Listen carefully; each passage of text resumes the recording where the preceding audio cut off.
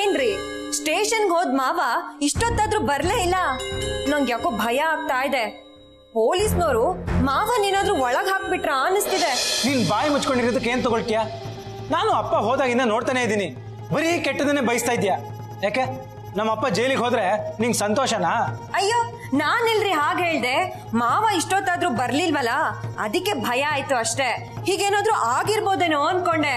ಅಷ್ಟಕ್ಕೆ ನೀನು ಇನ್ನೊಬ್ರು ಭವಿಷ್ಯನ ಬರಿಬೇಕಾಗಿಲ್ಲ. ನಮ್ಮ ಅಪ್ಪ ಬರ್ತಾರೆ, ಅಲ್ಲಿ ತನಕ ಸೈಲೆಂಟ್ ಆಗಿ ಇದ್ಬಿಡು.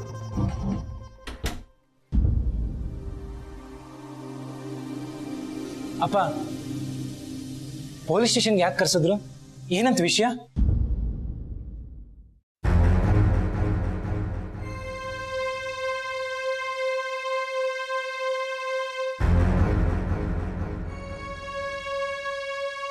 ಹೇಳಿ ಅಪ್ಪ. ನೀವು ಅಲ್ಲಿಗೆ ಹೋದಾಗಿಂದ ನಮ್ಗಂತೂ ಎದೆ ಹೊಡೆದೋಗೋ ತರ ಬಡ್ಕೊಳ್ತಾ ಇದೆ. ಅಲ್ಲಿ ಏನಾಯ್ತು? ನಿಮ್ಮನ್ನ ಯಾಕೆ ಕರ್ಸಿದ್ರು? ದಯವಿಟ್ಟು ಹೇಳಿ ಅಪ್ಪ. ಈಗ ಅದರ ಬಗ್ಗೆ ನಾನು ಏನೂ ಹೇಳೋಕೆ ಇಷ್ಟಪಡೋದಿಲ್ಲ. ಒಂದು ವೇಳೆ ವಿಷಯ ತಾನಾಗೆ ನಿಮಗೆ ಗೊತ್ತಾದರೆ ಆಮೇಲೆ ಅದ್ರ ಬಗ್ಗೆ ಚರ್ಚೆ ಮಾಡೋಣ.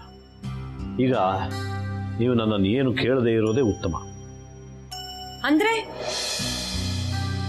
ಏನೋ ಆಗ್ಬಾರ್ದಾಗಿದೆ ಅಂತ ಆಯ್ತು.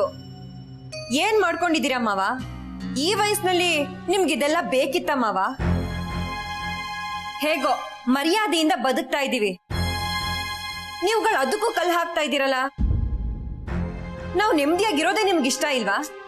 ನಿಮ್ ದೊಡ್ಡ ಮಗ ನೋಡಿದ್ರೆ ಲಕ್ಷಾಂತರ ರೂಪಾಯಿ ಲಂಚ ತಗೊಂಡು ಮೈ ಕೈ ಮೂಳೆನೆಲ್ಲ ಮುರಿಸ್ಕೊಂಡು ನಮ್ಮನೆಗ್ ಬಂದು ಆಶ್ರಯ ತಗೊಂಡಿದ್ದಾರೆ. ಈಗ ನೀವು ನೋಡಿದ್ರೆ ಯಾವ್ದೋ ವಿಷಯಕ್ಕೆ ಪೊಲೀಸ್ ಸ್ಟೇಷನ್ ಮೆಟ್ಲು ಹತ್ತು ಬರ್ತಾ ಇದ್ದೀರಾ. ನಾಳೆ ಇದೆಲ್ಲ ಟಿವಿನಲ್ಲೋ ಪೇಪರ್ನಲ್ಲೋ ಬಂದ್ರೆ ಏನ್ ಮಾಡೋದು? ಒಂದು ಸಲ ಪೇಪರ್ ಅಲ್ಲಿ ನಮ್ ಫ್ಯಾಮಿಲಿ ಬಗ್ಗೆ ನೆಗೆಟಿವ್ ಆಗಿ ಬಂದ್ರೆ ನನ್ನ ಕೆಲ್ಸ ಹೋಗತ್ತೆ, ನಿಮ್ ಮಗನ್ ಕೆಲ್ಸನೂ ಹೋಗತ್ತೆ. ಆಮೇಲೆ ನಾವ್ ಏನ್ ಮಾಡೋದು? ಹೇಗ್ ಜೀವನ ಮಾಡೋದು? ನಮ್ಮ ಹತ್ರ ಏನ್ ಕೋಟ್ಯಾಂತರ ರೂಪಾಯಿ ಆಸ್ತಿ ಇದೆಯಾ? ಯಾವ ಕೆಲ್ಸ ಇಲ್ಲ ಅಂದ್ರೂ ಕೂತ್ಕೊಂಡು ತಿನ್ನೋಕೆ. ನೀವ್ ಈ ತರ ಎಲ್ಲ ಬೇಗ ನನ್ನಿಂದ ನಿಮ್ಮ ಸಂಸಾರಕ್ಕೆ, ನಿನ್ನ ಕುಟುಂಬಕ್ಕೆ ಯಾವತ್ತೂ ಏನೂ ಹಾನಿಯಾಗಿಲ್ಲ, ಆಗೋದೂ ಇಲ್ಲ. ಆದರೆ ಉಪಕಾರ ಆಗುತ್ತೆ ಹೊರತು ಅಪಕಾರ ಅಪಮಾನ ಅಲ್ಲ. ಅಲ್ಲಪ್ಪ, ಸ್ಟೇಷನ್ ಅಲ್ಲಿ ನಿಮ್ಮನ್ನ ಈಗ ನನಗೆ ಸುಸ್ತಾಗಿದೆ, ನಾನು ಸ್ವಲ್ಪ ರೆಸ್ಟ್ ತಗೋತೀನಿ.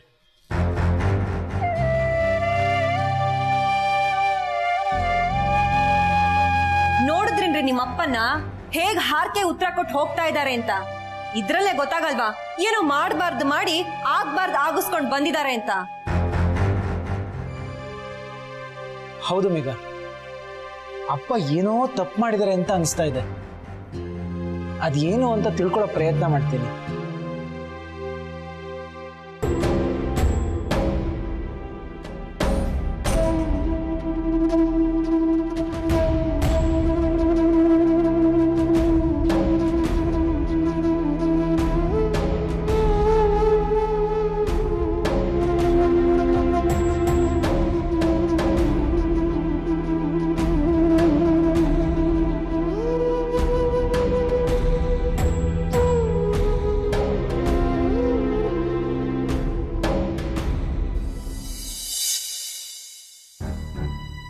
ಪ್ರತಿಭಾ ಅವರೇ, ಸತ್ಯ ಸತ್ಯ ಸತ್ಯ ಅಂತೇಳಿ 10 ಕೋಟಿ ಸಿಕ್ತಿದ್ದನ್ನ ನೀವು ಹಾಳು ಮಾಡಿದ್ರಿ. ನನ್ನ ಹೆಂಡತಿ ಮಕ್ಕಳಿಗೆ ಬೇಕಾದಷ್ಟು ಹಣ ಕೊಡ್ತಾ ಇದ್ದೆ, ಅದರಲ್ಲಿ ಅವರು ಬೇಕಾದ್ದನ್ನ ಕೊಂಡುಕೊಂಡು ಸುಖವಾಗಿರ್ತಾ ಇದ್ರು. ನಿಮ್ಮ ಸ್ವಾರ್ಥಕ್ಕೋಸ್ಕರ ಅವ್ರ ಸಂತೋಷನ, ನನ್ನ ಸಂತೋಷನ ಹಾಳು ಮಾಡಿದ್ರಿ ನೀವು.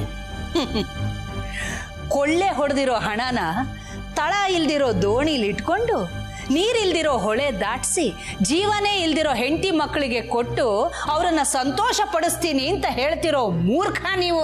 ಹೌದು, ನಾನು ಮೂರ್ಖ, ಮುಟ್ಟಾಳ, ಕಳ್ಳ, ಕ್ರಿಮಿನಲ್. ಆದ್ರೆ ಇವತ್ತೆಲ್ರಿಗೂ ಸುಖ ಪಡೋದಕ್ಕೆ ಬೇಕಾಗಿರೋದು ದುಡ್ಡು ದುಡ್ಡು ದುಡ್ಡು.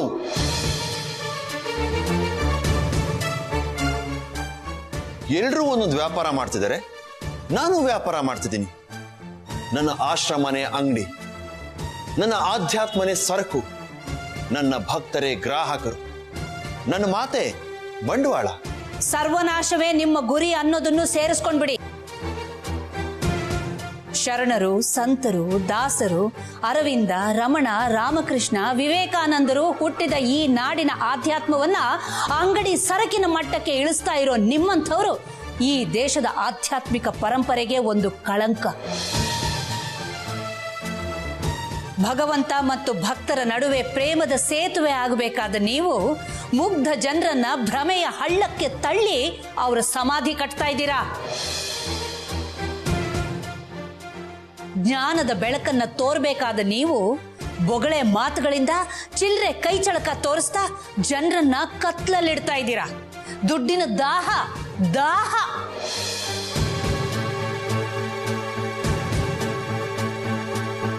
ಹೌದು ಹೌದು ಹೌದು, ನೀವು ಹೇಳ್ತಾ ಇರೋದು ಎಲ್ಲ ಸತ್ಯ. ನಾನಿಷ್ಟೆಲ್ಲ ಮಾಡ್ತಾ ಇರೋದು ಹಣಕ್ಕೋಸ್ಕರ. ನನಗೆ ಹಣ ಬೇಕು, ಹಣ ಬೇಕು. ನನ್ನ ಗುರು ವಿಜಯಾನಂದರು ಕೂಡ ಮಾಡಿದ್ದು ಇದನ್ನೇ. ವಿಜಯಾನಂದ ವಂಚನೆ ಕೇಸಲ್ಲಿ ಅರೆಸ್ಟ್ ಆದ್ರಲ್ಲ, ನೀವು ಆಗ್ತೀರಾ? ಅವರು ಸ್ವಲ್ಪ ಯಾಮಾರಿದ್ರು. ಹಣದಿಂದ ಯಾರನ್ನ ಹೇಗೆ ಕೊಂಡ್ಕೋಬಹುದು ಅಂತ ಅವರಿಗೆ ಗೊತ್ತಿರಲಿಲ್ಲ. ಆದ್ರೆ ಹಣದಿಂದ ಏನನ್ನಾದ್ರೂ ಪಡಿಬಹುದು ಅನ್ನೋದು ನನಗೆ ಗೊತ್ತಿದೆ. ಆದ್ರೆ ಒಂದು ದಿನ ನಿಮಗೂ ಗೊತ್ತಾಗುತ್ತೆ, ಅನ್ಯಾಯದ ಹಣದಿಂದ ನಿಮಗೂ ನೆಮ್ಮದಿ ಸಿಗಲ್ಲ, ನಿಮ್ಮನ್ನ ನಂಬದವ್ರಿಗೂ ನೆಮ್ಮದಿ ಇರಲ್ಲ ಅಂತ.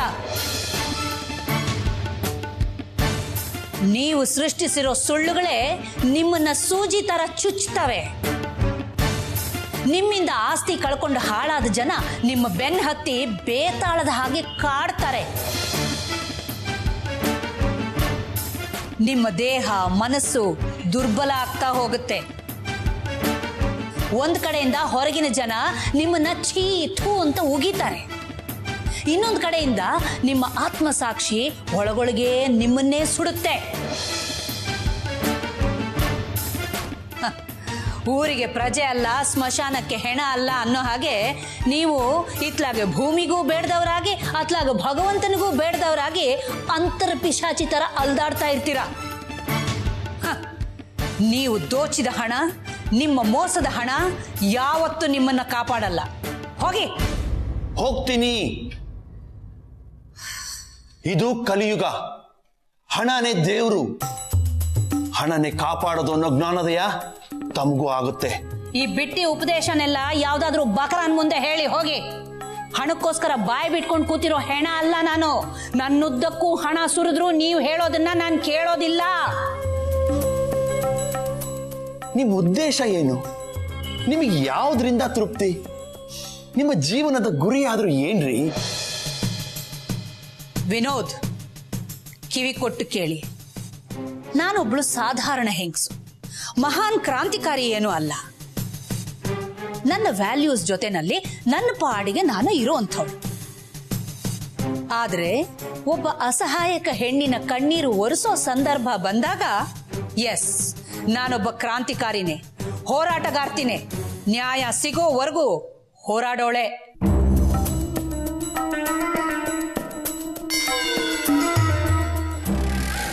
ನಮ್ಮ ನಡುವೆ ಒಂದು ಒಪ್ಪಂದ ಸಾಧ್ಯವೇ ಇಲ್ವೇನು? ನಾವಿಬ್ರು ಗುಟ್ಟಾಗಿ ಅನ್ಕಂಡೀಷನಲ್ ಆಗಿ ಒಂದು ತೀರ್ಮಾನಕ್ಕೆ ಬರಕ್ಕೆ ಸಾಧ್ಯವೇ ಇಲ್ವೇನು? ಸಾಧ್ಯ ಇದೆ, ಯಾಕಿಲ್ಲ? ಹಾಗಾದ್ರೆ ಹೇಳಿ ಮತ್ತೆ. ನೀವು ಈ ನಿಮ್ಮ ಬೂಟಾಟಿಕೆ ವೇಷನ ಕಿತ್ತೊಗೆದು ಶಕುಂತಲನಿಗೆ ಗಂಡ ಆಗೋದು, ನಿಖಿಲ್ಗೆ ಅಪ್ಪ ಆಗೋದು. Are you ready?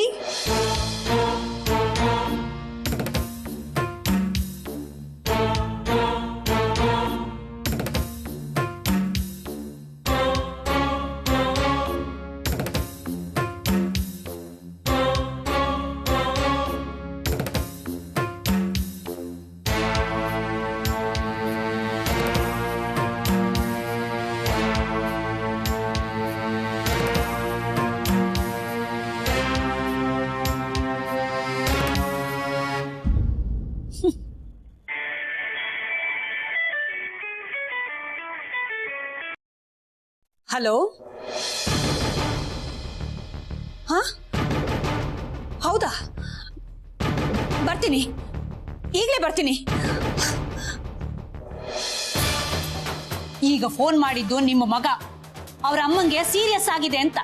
ಅದ್ರ ಅರ್ಥ ನಿಮ್ಮ ಹೆಂಡತಿ ಸಾಯೋ ಸ್ಥಿತಿಲಿ ಇದ್ದಾಳೆ ಅಂತ. ಅವಳೇನಾದ್ರೂ ಸತ್ರೆ ಅವಳ ಸಾವಿಗೆ ನೀವೇ ಕಾರಣ ಆಗಿರ್ತೀರ. ಹೆಂಡತಿನ ಕೊಂದಿದ್ದಕ್ಕೆ ನಿಮ್ಮನ್ನ ಜೈಲ್ ಸೇರಿಸದೆ ಬಿಡಲ್ಲ.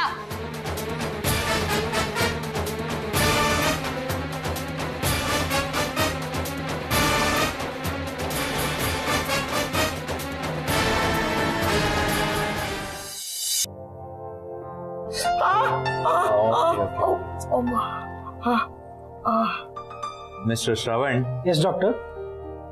ಒಂದ್ ಮಾತು ಹೇಳ್ತೀನಿ, ನೀವು ಬೇಜಾರು ಮಾಡ್ಕೊಳ್ಬಾರ್ದು. ಖಂಡಿತ ಇಲ್ಲ, ಹೇಳಿ. ನೀವು ನಿಮ್ಮ ಅಣ್ಣನ ಕೇರ್ಫುಲ್ ಆಗಿ ನೋಡ್ಕೊಂಡಿರೋದು. ಇಲ್ಲ ಡಾಕ್ಟರ್, ನೀವು ಬರ್ಕೊಟ್ಟು ಅಷ್ಟು ಮೆಡಿಸಿನ್ ತಂದ್ಕೊಟ್ಟಿದ್ದೀನಿ. ಹೊತ್ತಿಗೆ ಫುಡ್ ಕೊಟ್ಟು ಚೆನ್ನಾಗಿ ನೋಡ್ಕೊಂಡಿದೀವಿ. ಹೌದು ಡಾಕ್ಟರ್, ಟೈಮ್ಗೆ ಫುಡ್ ಮೆಡಿಸಿನ್ ಎಲ್ಲ ಕೊಟ್ಟು ತುಂಬಾ ಕೇರ್ ತಗೊಂಡು ನೋಡ್ಕೊಂಡಿದ್ದಾರೆ. ನಾನು ಫುಡ್ ಅಥವಾ ಮೆಡಿಸಿನ್ ಬಗ್ಗೆ ಮಾತಾಡ್ತಾ ಇಲ್ಲ. ಕೇರ್ ಅಂದ್ರೆ ಎಲ್ಲಾ ತರ ಕೇರ್ ತಗೊಳ್ಬೇಕು. ಮತ್ ನೀವು ಕೆಳಗಡೆ ಯಾಕೆ ಬಿದ್ರಿ ಹೇಳಿ? ಅದು ಬಾತ್ರೂಮ್ಗೆ ಹೋಗುವಾಗ ಸ್ಲಿಪ್ ಆಗಿ ಬಿದ್ದುಬಿಟ್ಟೆ ಡಾಕ್ಟರ್. ನೀವು ಇಂಥ ಪರಿಸ್ಥಿತಿನಲ್ಲಿ ಬಿದ್ದು ಹಾಗೆಲ್ಲ ಇಂಜೂರ್ ಮಾಡ್ಕೊಳ್ಬಾರ್ದು. ನೀವೇನಾದ್ರೂ ಬಾತ್ರೂಮ್ಗೆ ಹೋಗ್ಬೇಕು ಅಂದ್ರೆ ಯಾರ್ದಾರ ಸಹಾಯ ತಗೊಳ್ಬೇಕು. ನಾವು ಮನೇಲಿ ಇಲ್ದೇ ಇದ್ದಾಗ ಆಫೀಸಿಗೆ ಹೋಗಿರುವಾಗ ಅವ್ರು ಎದ್ದು ಬಾತ್ರೂಮ್ಗೆ ಹೋದ್ರೆ ನಾವೇನ್ ಮಾಡಕ್ಕಾಗತ್ತೆ ಡಾಕ್ಟ್ರೆ? ಅವ್ರು ಬಾತ್ರೂಮ್ಗೆ ಹೋಗ್ಬೇಕು ಅಂದ್ರೆ ಹೋಗ್ಲೇಬೇಕಲ್ವಾ? ಡಾಕ್ಟರ್, ಅದು ನಮ್ದೇ ಮಿಸ್ಟೇಕು. ಈಗ ನನ್ನ ಪರಿಸ್ಥಿತಿ ಹೇಗಿದೆ? ನಾನು ಯಾವಾಗ ಎದ್ದು ನಾರ್ಮಲ್ ಆಗಿ ಓಡಾಡಬಹುದು? ಯಾವಾಗ ಆಫೀಸ್ಗೆ ಹೋಗ್ಬೋದು? ಇನ್ನು 15 ದಿನ ನೀವು ಬೆಡ್ ರೆಸ್ಟ್ ನಲ್ಲೇ ಇರಬೇಕು. ಹೊರಗಡೆ ಹೋಗೋದಂತೂ ರೂಲ್ಡ್ ಔಟ್. ನೀವು ಬಾತ್ರೂಮ್ಗೆ ಹೋಗ್ಬೇಕಾದ್ರೂ ಕೂಡ ಕೇರ್ಫುಲ್ ಆಗಿ ಹೋಗ್ಬೇಕು. ಮತ್ತಿವತ್ತು ಅವ್ರ ಬ್ಯಾಂಡೇಜ್ ಬಿಚ್ತೀನಿ ಅಂತ ಹೇಳಿದ್ರಿ. ಅದಾದ್ 1-2 ದಿನಕ್ಕೆ ಎದ್ದು ಓಡಾಡ್ಬೋದು ಅಂತಾನು ಹೇಳಿದ್ರಿ. ಬ್ಯಾಂಡೇಜ್ ಬಿಚ್ಚಬೇಕು ಅಂತಾನೆ ನಾನು ಬಂದಿದ್ದು ಇವತ್ತು. ಆದ್ರೆ ಮತ್ತೆ ಬಿದ್ದು ಹೇರ್ ಲೈನ್ ಫ್ರಾಕ್ಚರ್ ಮಾಡ್ಕೊಂಡಿದ್ದಾರೆ. ಅದು ಹೀಲ್ ಆಗ್ಲಿಕ್ಕೆ ಮಿನಿಮಮ್ 15 to 20 ಡೇಸ್ ಬೇಕೀಗ. ಅದಕ್ಕೆ ನಾನು ಹೇಳಿದ್ದು, ನೀವು ಕೇರ್ಫುಲ್ ಆಗಿ ನೋಡ್ಕೊಂಡಿದ್ರೆ ಇದೆಲ್ಲ ತೊಂದರೆ ಆಗ್ತಿರ್ಲಿಲ್ಲ. ರೀ, ಡಾಕ್ಟರ್ ಹೇಳೋದನ್ನ ಕೇಳಿಸ್ಕೊಂಡ್ರ? ನಾನಂತೂ ರಜಾ ಹಾಕಕ್ ಆಗಲ್ಲ. ನೀವು ರಜಾ ಹಾಕಿ ಮನೇಲಿ ನೋಡ್ಕೊಳ್ಳಿ. ನಾನೇನಾದ್ರು ರಜಾ ಹಾಕಿದ್ರೆ ಪರ್ಮನೆಂಟ್ ಆಗಿ ಮನೇಲಿ ಇರ್ಬೇಕಾಗತ್ತೆ. ಶ್ರವಣ, ನೀವ್ ಯಾರು ರಜಾ ಹಾಕ್ಬೇಡಿ, ನಾನು ಕೇರ್ಫುಲ್ ಆಗಿರ್ತೀನಿ. ನೀವ್ ಯಾರು ಮನೇಲಿ ಇಲ್ಲ ಅಂದ್ರೆ ಮಂಚ ಬಿಟ್ಟು ನಾನು ಕೆಳಗೆ ಇಳಿಯೋಲ್ಲ. ಯಾವಾಗ್ಲೂ ಅಷ್ಟೇ, ಕೆಟ್ಟ ಮೇಲೆ ಬುದ್ಧಿ ಬಂತು ಅಂತಾರೆ. ಅದಕ್ಕೆ ನಮ್ಮ ಹತ್ರ ಇರೋ ವಸ್ತುಗಳ ಬೆಲೆ, ನಮ್ಮ ಅಂಗಾಂಗಗಳ ಬೆಲೆ, ನಮ್ಮವರು ಅನ್ನಿಸ್ಕೊಂಡವ್ರ ಬೆಲೆ ಕಳ್ಕೊಂಡಾಗ್ಲೇ ಗೊತ್ತಾಗೋದು. ಕೈ ಮುರ್ಕೊಂಡಾಗ ಕೈ ಬೆಲೆ, ಕಾಲ್ ಮುರ್ಕೊಂಡಾಗ ಕಾಲ್ ಬೆಲೆ, ಹೆಂಡತಿ ದೂರ ಆದ್ರೆ ಹೆಂಡತಿ ಬೆಲೆ ಅವಾಗ್ಲೇ ಗೊತ್ತಾಗೋದು. ಓಕೆ, ಒಟ್ನಲ್ಲಿ ಬೆಲೆ ಗೊತ್ತಾದ್ಮೇಲೂ ಕಳ್ಕೊಂಡ್ರೆ ಅದು ಅವಿವೇಕ. ಆಗ್ಲಿ ಶಶಿರ್, ನಾನೇನ್ ಬರ್ತೀನಿ. ನಾನು ಬರ್ಕೊಟ್ಟಿರೋ ಮೆಡಿಸಿನ್ಸ್ ಎಲ್ಲ ತರಿಸಿ ಕಂಟಿನ್ಯೂ ಮಾಡಿ. ಆಗ್ಲಿ ಡಾಕ್ಟರ್. ಶ್ರವಣ್, ನಾನು ಬರ್ತೀನಿ. Okay doctor, thank you. Shravana, doctor ಬರ್ಕೊಟ್ರು ಔಷಧಿ ಎಲ್ಲ ತಂದ್ಕೊಟ್ಬಿಡ. ಯಾವ ಔಷಧಿ? ಪೆಗ್ ಮೇಲೆ ಪೆಗ್ ತಗೊಂಡು ತೂರಾಡಿ ಬಿದ್ದು ಕೈ ಮುರ್ಕೊಳ್ಳೋದ? ನೀನ್ ಮಾಡೋ ತಪ್ಪಿಗೆ ನಾನ್ ಬಯಸ್ಕೋಬೇಕು. ಛೀ.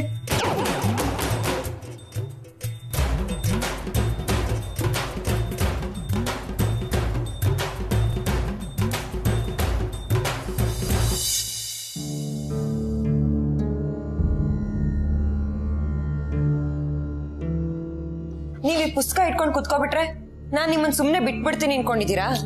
ಅಲ್ವೇ, ನಾನ್ ಪುಸ್ತಕ ಓದೋದ್ರಿಂದ ನಿನಗೇನೇ ಕಷ್ಟ? ನನ್ನ ಕಷ್ಟ ಕೇಳೋಕ್ ಅವಾಯ್ಡ್ ಮಾಡ್ತಾ ಇದ್ದೀರಲ್ಲ, ಅದೇ ನನ್ ಕಷ್ಟ. ಮೇಘ, ಏನೇನೋ ಮಾತಾಡ್ಬೇಡ್ವೆ. ನಾನ್ ನಿನ್ ಕಷ್ಟನಲ್ದೆ ಬೀದಿಲಿ ಹೋಗೋರ್ ಕಷ್ಟನ ಕೇಳ್ತಾ ಇದ್ದೀನ? ಸರಿ, ಹಾಗಾದ್ರೆ ಆ ಪುಸ್ತಕನ ಪಕ್ಕಕ್ಕಿಟ್ಟು ನಾನ್ ಹೇಳೋದನ್ನ ಕೇಳಿಸ್ಕೊಳ್ಳಿ. ಹೇಳು, ಅದೇನ್ ಹೇಳ್ತೀಯ ಹೇಳು. ನಿಮ್ ಅಣ್ಣ ಮಾಡ್ಕೊಂಡ್ ತಪ್ಪಿಗೆ ನಾನ್ ಇನ್ನು 15 ದಿನ ಕಷ್ಟ ಸಹಿಸ್ಕೋಬೇಕೇನ್ರಿ? ಯಾಕ್ರಿ ನಿಮ್ ಅಣ್ಣ ಬಿದ್ದು ಮತ್ತೆ ಫ್ರಾಕ್ಚರ್ ಮಾಡ್ಕೊಳ್ಬೇಕು? ಮೇಘ, ಯಾರೇ ಆಗ್ಲಿ ಬೇಕು ಅಂತ ಕಾಲ್ ಮುರ್ಕೊಂಡು ಫ್ರಾಕ್ಚರ್ ಮಾಡ್ಕೊಳ್ಳೋಕ್ ಸಾಧ್ಯನಾ? ನಮ್ಮ ಅಣ್ಣಂಗೆ ಆಗ್ಲಿ ಮತ್ತೆ ಫ್ರಾಕ್ಚರ್ ಮಾಡ್ಕೊಳ್ಳೋದ್ರಿಂದ ಯಾವ ರೀತಿನಾದ್ರೂ ಸಂತೋಷ ಆಗತ್ತಾ? ಆಗ್ಬೋದು. ಈ ಮನೇಲಿ ಇನ್ನೂ ಒಂದಷ್ಟು ದಿನ ಕಾಲ ಕಳ್ಕೊಂಡು ಆರಾಮಾಗಿರ್ಬೋದಲ್ಲ ಅಂತ ನಿಮ್ ಅಣ್ಣಂಗ್ ಖಂಡಿತ ಸಂತೋಷ ಆಗ್ಬೋದು.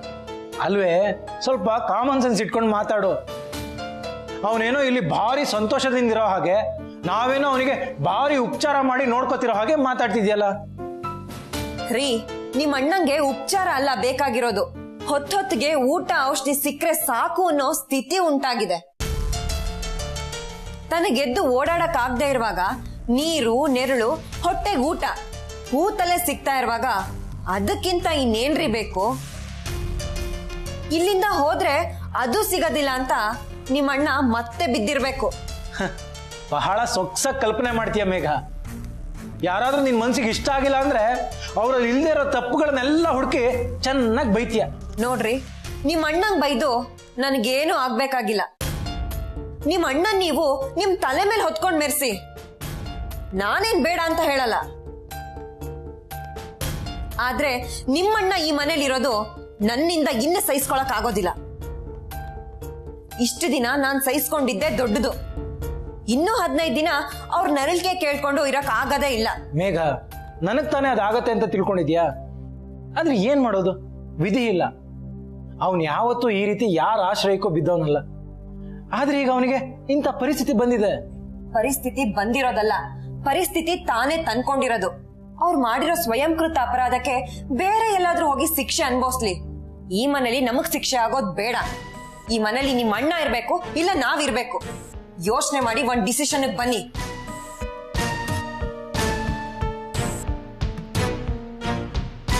ಮೇಘ, ಮೇಘ ಇಲ್ಲಿ ನೋಡು.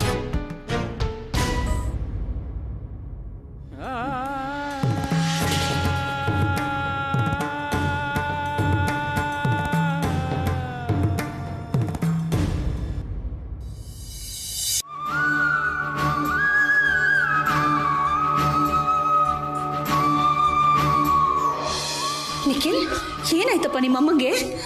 ಅಮ್ಮ ರೂಮಲ್ಲಿ ಕೂತಿದ್ರು, ಇದಕ್ಕಿದ್ದಾಗಿ ಬಿದಕ್ ಬಿಟ್ರು. ನಾನು ಹೆಸರಿ ಅಮ್ಮ ಅಮ್ಮ ಅಂತ ಕರೆದ್ರು ಏನ್ ಮಾತಾಡ್ಲೇ ಇಲ್ಲ. ಅದಕ್ಕೆ ನಾನು ನಿಮಗೆ ಫೋನ್ ಮಾಡಿದ್ದು. ಡಾಕ್ಟರ್, ನಾನು ಚೆಕ್ ಮಾಡ್ತೀನಿ, ನೀವು ಹೆದರ್ಕೋಬೇಡಿ. ಇಲ್ಲೇ ಇರಿ. ನಿಮ್ಮ ಅಮ್ಮ ಎಲ್ಲಿದ್ದಾರೆ? ಅಲ್ಲಿ ರೂಮಲ್ಲಿ ಇದ್ದಾರೆ. ನಿಖಿಲ್, ಅಳ್ಬೇಡಪ್ಪ. ಡಾಕ್ಟರ್ ಬಂದಿದ್ದಾರಲ್ಲ, ಟ್ರೀಟ್ಮೆಂಟ್ ಕೊಡ್ತಾರೆ, ಎಲ್ಲ ಸರಿ ಹೋಗುತ್ತೆ.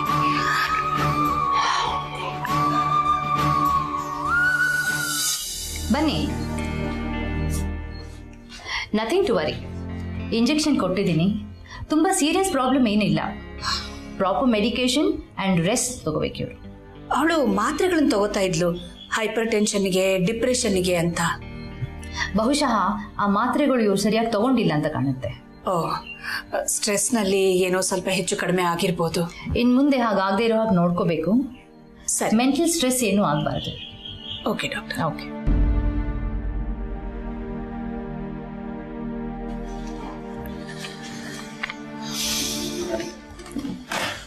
ಓಕೆ ಡಾಕ್ಟರ್, ನಾನು ಈ ಮೆಡಿಸಿನ್ಸ್ನ ತಂದು ಕೊಡ್ತೀನಿ. ನಿಮ್ಮ ಫೀಸು? ಪರವಾಗಿಲ್ಲ, ನಾನು ನಾಳೆ ಮತ್ತೆ ಬರ್ತೀನಲ್ಲ, ಆಗ ನೋಡೋಣ. ಡಾಕ್ಟರ್, ನಾನಿವಾಗ ಅಮ್ಮನ ಜೊತೆ ಮಾತಾಡ್ಬೋದಾ? ಇನ್ನೊಂದು 2 hours ಹೋದ್ಮೇಲೆ ಅವ್ರು ಹೇಳ್ತಾರೆ, ಊಟ ಮಾಡ್ತಾರೆ, ಅದಾದ್ಮೇಲೆ ಮಾತಾಡು, ಆಯ್ತಾ? ಆದರೆ ತುಂಬ ಜಾಸ್ತಿ ಮಾತಾಡಿ ಅವ್ರಿಗೆ ಸ್ಟ್ರೈನ್ ಮಾಡಬಾರ್ದು. ಓಕೆ, ಬನ್ನಿ.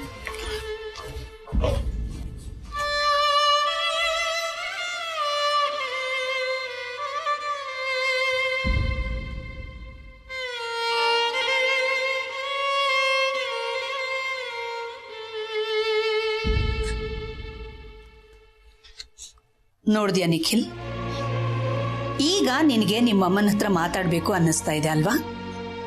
ಆದ್ರೆ ಅಮ್ಮ ನಿನ್ನ ಹತ್ರ ಮಾತಾಡ್ತಾ ಇಲ್ಲ. ಡಾಕ್ಟ್ರು ಹೇಳ್ಬಿಟ್ಟಿದ್ದಾರೆ, ಅಮ್ಮನ್ನ ಜಾಸ್ತಿ ಮಾತಾಡಿಸ್ಬೇಡ, ಅವ್ರಿಗೆ ಸ್ಟ್ರೈನ್ ಆಗುತ್ತೆ ಅಂತ. ಆದ್ರೆ ಪಾಪ ಅವ್ರಿಗೆ ಗೊತ್ತಿಲ್ಲ, ನೀನು ಮಾತಾಡದೇ ಇರೋದ್ರಿಂದನೇ ನಿಮ್ಮ ಅಮ್ಮಂಗೆ ಈ ಸ್ಥಿತಿ ಬಂದಿದೆ ಅಂತ. ಅಲ್ವಾ ನಿಖಿಲ್? ನೀನೇನ್ ಚಿಕ್ಕ ಮಗುನ ಗೊತ್ತಾಗಲ್ಲ ಅಂತ ಹೇಳಕ್ಕೆ? ನಿಮ್ಮಮ್ಮ ಅದೆಷ್ಟು ಕೇರ್ ತಗೊಂಡು ನಿನ್ನನ್ನು ಬೆಳೆಸಿದಾಳೆ, ನಿನ್ ಮೇಲೆ ಜೀವನೇ ಇಟ್ಕೊಂಡಿದ್ದಾಳೆ. ಅಮ್ಮಂಗೆ ಸಂಕಟ ಕೊಡಬಾರ್ದು, ಅವಳ ಜೊತೆ ಚೆನ್ನಾಗಿರ್ಬೇಕು ಅಂತ ನಿನಗೆ ಯಾಕೋ ಅನ್ನಿಸ್ಲಿಲ್ಲ? ಯಾರೋ ಹೇಳಿದ ಮಾತು ಕೇಳಿ ಅಮ್ಮ ಬೇಡ, ಅಪ್ಪ ಬೇಡ, ಸ್ಕೂಲ್ ಬೇಡ, ಹಿಮಾಲಯಕ್ಕೆ ಹೋಗ್ತೀನಿ ಅಂತ ಹೆದರ್ಸಿದ್ದಕ್ಕೆ ತಾನೇ ನಿಮ್ಮಮ್ಮ ಮಾತ್ರೆ ತಗೊಳ್ದೆ ಈ ಸ್ಥಿತಿ ತಂದ್ಕೊಂಡಿದ್ದು. I am sorry aunty. ನೀನ್ ಈಗ ಸಾರಿ ಅಂತ ಹೇಳಿದ ತಕ್ಷಣ ನಿಮ್ಮ ಅಮ್ಮ ಏನು ಚಂಗಂತ ಎದ್ದು ಕೂತ್ಕೊಂಡ್ಬಿಡಲ್ಲ. ಅದಕ್ಕೆ ಹೇಳೋದು, ಯಾರದ್ದಾದ್ರೂ ಮನಸ್ಸನ್ನ ನೋಯಿಸಕ್ ಮುಂಚೆ ಯೋಚನೆ ಮಾಡಬೇಕು ಅಂತ. ಅದರಲ್ಲೂ ಶಕುಂತ್ಲಾ ನಿನ್ನನ್ನ ಹೊತ್ತು ಹೆತ್ತು ಬೆಳೆಸಿದ ತಾಯಿ ಅಲ್ಲೇನೋ, ಅವಳನ್ನ ನೀನ್ ಚೆನ್ನಾಗಿ ನೋಡ್ಕೋಬೇಕಲ್ಲೇನೋ. ದೇವ್ರನ್ನ ಎಲ್ಲೋ ಹಿಮಾಲಯದಲ್ಲಿ ಹುಡುಕ್ಬೇಕಾಗಿಲ್ಲ, ದೇವ್ರನ್ನ ಎಲ್ಲಿ ಬೇಕಾದ್ರೂ ಕಾಣ್ಬೋದಪ್ಪ. ನಿನ್ ತಾಯಿ ಪ್ರೀತಿಯಲ್ಲೂ ದೇವ್ರಿದ್ದಾನೆ ನಿಖಿಲ್.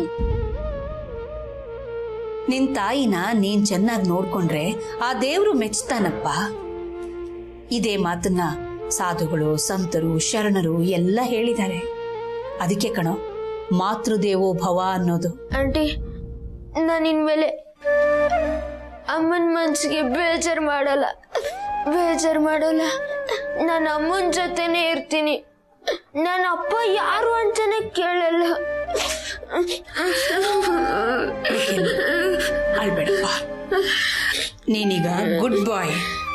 ನಿಮ್ಮಮ್ಮ ಬೇಗ ಹುಷಾರಾಗ್ತಾಳೆ. ನೀನು ನಿಮ್ಮಮ್ಮನ ಜೊತೆಗೆ ಸಂತೋಷವಾಗಿರ್ತೀಯ. ನಿಮ್ಮ ಅಪ್ಪನೂ ಸಿಗ್ತಾರೆ ಕಣೋ. ನೀನು ನಿಮ್ಮಮ್ಮ ಅಪ್ಪನ ಜೊತೆಗೆ ಸಂತೋಷವಾಗಿರೋ ದಿನಗಳು ಬೇಗ ಬರುತ್ತವೆ.